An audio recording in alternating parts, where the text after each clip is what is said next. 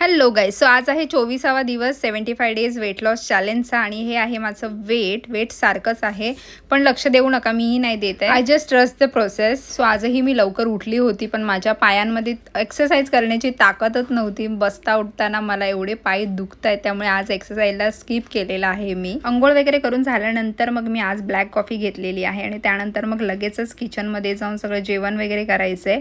आज वेनसडे असल्या कारणाने नॉनव्हेजचा बेत होता. तो आज आमच्याकडे कोळंबी होती डब्यालाच. आणि आज मला नाश्ता सुद्धा प्रॉपर करायचा होता, पण अंडीच नव्हती. काल मी डायरेक्ट घरी आले, त्यामुळे अंडी घेऊन नव्हती आलेली.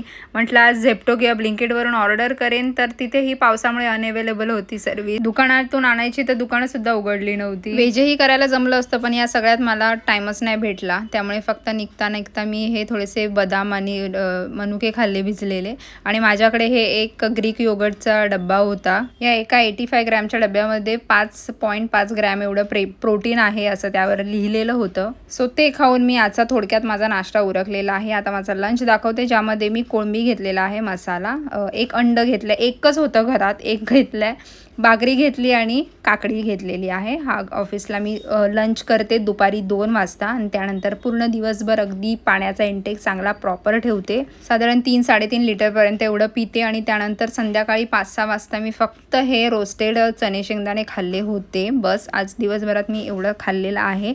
आणि त्यानंतर मग 5 वाजल्यापासून मी माझा फास्टिंग स्टार्ट केलेला आहे. आज 5 वाजल्यापासून सुरुवात जी झाली आहे ती उद्या सकाळी 9 वाजता मी ब्रेकफास्ट करीन, तेव्हा ब्रेक करेन. आणि मग त्यानंतर घरी आली आणि घरी येता म्हटलं परवासाठी 1 डझन अंडी घेऊन यावी. तर घरी येऊन बघते तर डबल झाली आहेत. पप्पासुद्धा माझे घेऊन आले, म्हणजे नव्हते तेव्हा अजिबात नाही आणि आता डबल झाले आहेत. एनिवेज आता खाऊ तर नाही शकत आहे, पण परवा नक्की खाईन. सो आता फक्त घरी आल्यानंतर मी हे शेवटचं पाणी पिऊन माझा दिवस संपवते आहे. रात्री 10 वाजता मी झोपते. बघू उद्या जमलं तर एक्सरसाइज नक्की करीन. भेटूया उद्या. बाय.